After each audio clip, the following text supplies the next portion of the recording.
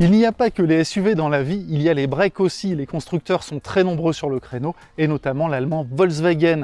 Volkswagen qui a lancé il y a quelques mois la version SW de sa berline compacte Star, la Golf 8. Cette voiture fait déjà figure de valeur sûre sur le créneau, mais une valeur sûre qui pourrait voir sa supériorité contestée par une production de la maison Peugeot, la 308 SW, troisième génération de ce modèle. Cette voiture sera commercialisée en janvier 2022 et nous vous présentons une première confrontation statique entre ces deux stars du marché européen.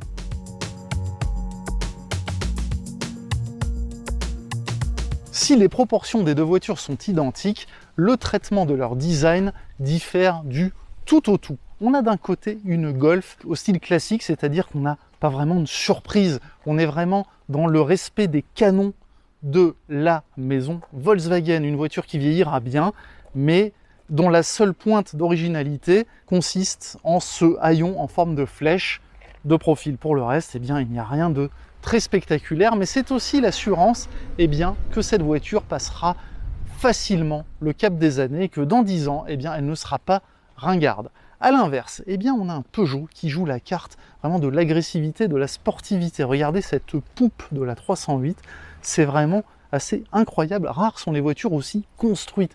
On a des arêtes, on a des angles convexes, du concave.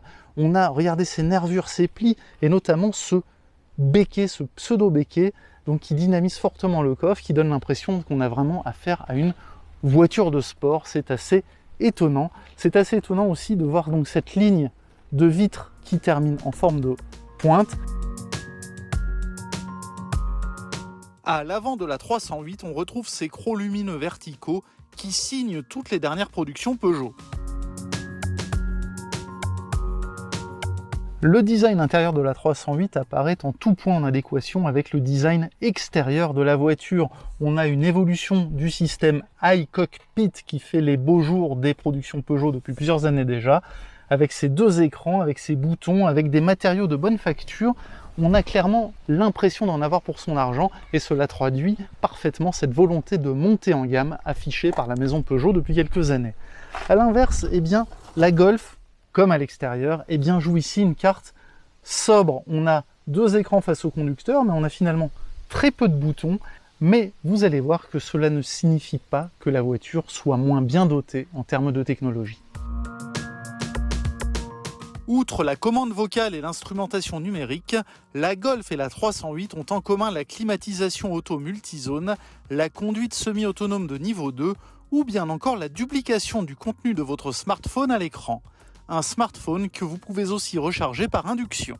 À quoi s'ajoute le système Car2X proposé en série sur la Golf? C'est un système de communication entre véhicules et infrastructures. C'est un véritable plus en termes de sécurité. Et cela permet à la Golf de prendre un léger ascendant en termes de technologie embarquée.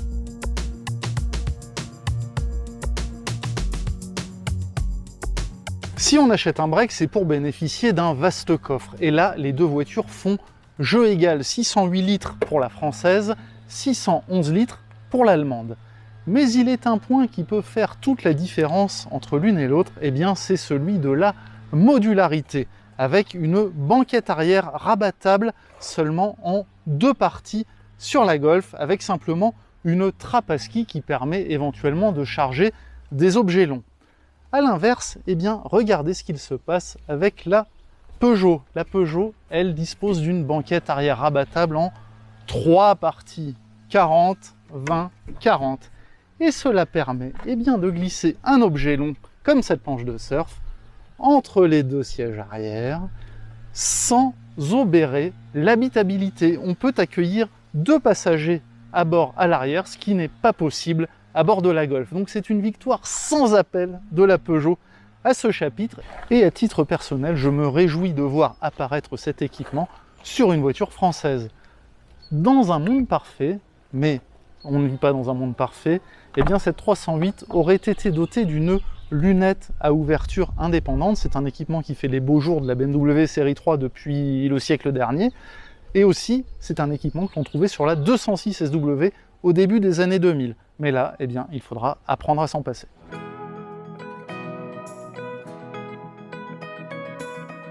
On trouve sous les capots de nos deux protagonistes des blocs essence de 110 et 130 chevaux qui devraient assurer la majorité des ventes. La Golf se distingue par son offre plus large qui va de 110 à 150 chevaux en essence. Tous ces moteurs peuvent s'accoupler à une boîte automatique et quand c'est le cas, ils se voient dotés d'une micro-hybridation qui fait défaut à la 308. La Golf fait aussi les yeux doux aux amateurs de diesel avec des blocs 115, 150 et même 200 chevaux pour la version All-Track 4x4 au look tout-terrain. La Peugeot doit quant à elle se contenter d'un bloc Blue HDI 130 chevaux. En revanche, la française joue la carte de l'hybride rechargeable décliné en 180 et 225 chevaux. Dans les deux cas, on peut tabler sur une autonomie de 60 km en mode tout électrique, après un temps de charge qui peut descendre à 1h55 sur une Wallbox 7,4 kW.